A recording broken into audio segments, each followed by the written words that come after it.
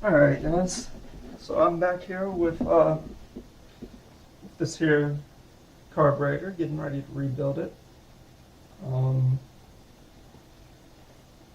should be editing the video of me tearing it down right now, but I've been letting that get in the way of me actually working on this, and I need to get this vehicle moving again, because it's starting to feel like a problem.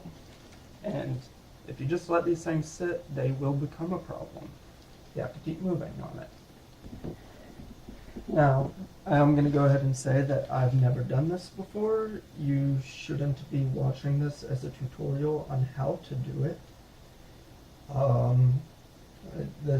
If you're watching this, it should be to just see some idiot fumbling around with everything.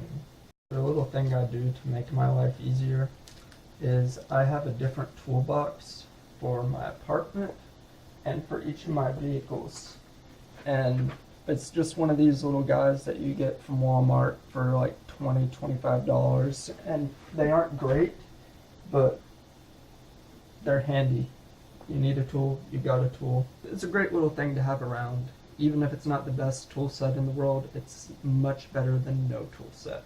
It came with new parts for me to use on this, so I'm going to use new parts. I think that's the reasonable thing to do. Okay, so just putting the gasket on there, and I'm going to use the filters here rather than at the inlet, because that's what was on this carburetor that when I tore it apart. Maybe not the best strategy, but I'm happy with it. So the camera died mid-rebuild, and since it's my phone, it didn't make any noises or tell me in any way that was about to happen, and I'm an idiot for not checking the battery. And I finished the rebuild eventually. Anyway, I went through and I checked all of the adjustments to the rebuild sheet and fiddled with everything, and now I'm sure it's all very poorly adjusted, but I'll figure all that out once I have it actually installed and see how well it actually works, what it needs. And I still think that I might be changing back over to the stock carburetor on this van, because yeah, this is going to need a fuel pressure regulator installed for it to work right. And I want to get the, if I'm keeping this one, I want to get the intake manifold that goes with it, so I can have a lower profile to the engine, so that I don't think the air filter fits in the van right now.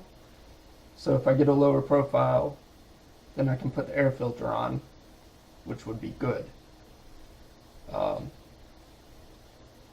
Alright, so I'm going to go ahead and go set up outside and start installing this and see if I can't start the van today. My battery might be dead in the van, but if it's not, I feel good about this. I feel like I did a decent job.